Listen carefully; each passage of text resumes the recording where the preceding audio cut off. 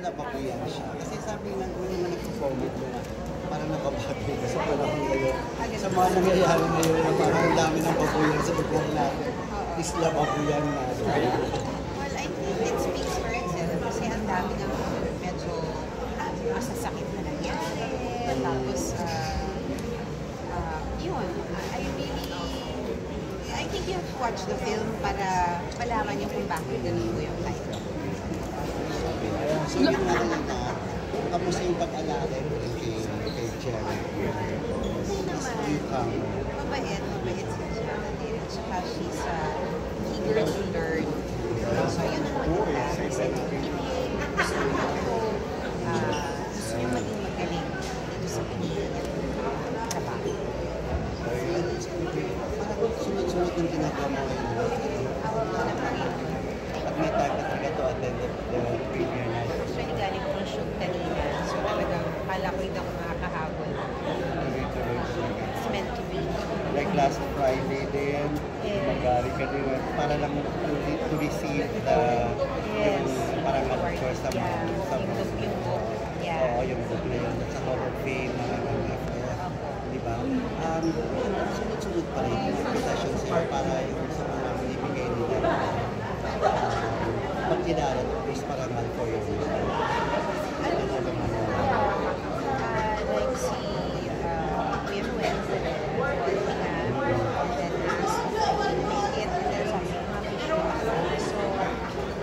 sabi ko ay really sure kita ka tama na sa mga kaya lumakot talaga ako ng SMX para makakain. SMX talaga. Doon lang yata ako nag-drive ng ganun ka. At di ko po mag-drive ba? Ibang life ba yan? Siyaga? Well, around ako gusto nyo hire ng driver. Sa mga anak mo ba kayo nag-drive ko kayo for the minsan? Yeah. Pero ngayon, because they drive, sila nag-correct ng basic job. So, they're the ones who drive. How's everyone after the, momentous year that happened?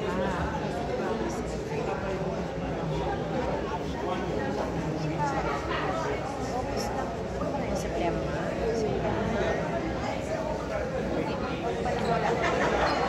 Pamilya namin. March.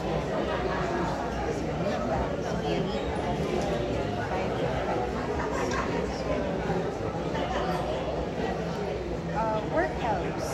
The work helps. Siyempre, isa ka na lang.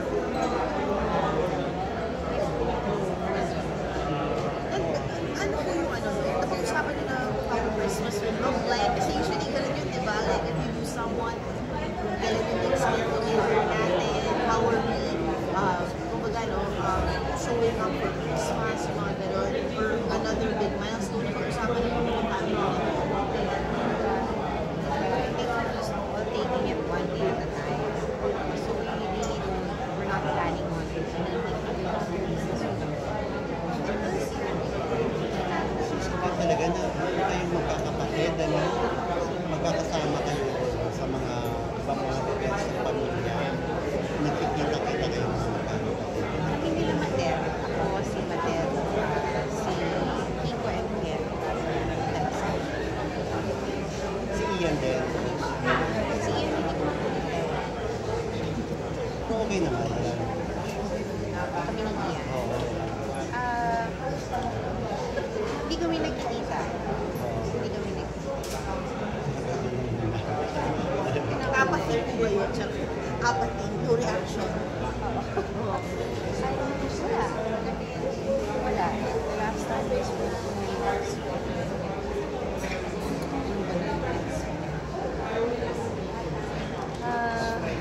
Siguro a month na.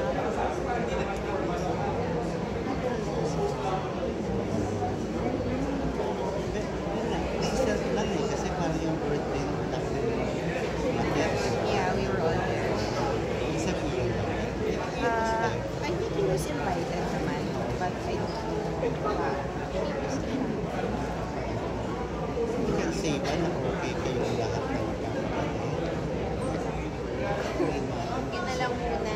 saka hindi kami nakakapag-usap. Ang lagi ko nakakausap si Janet.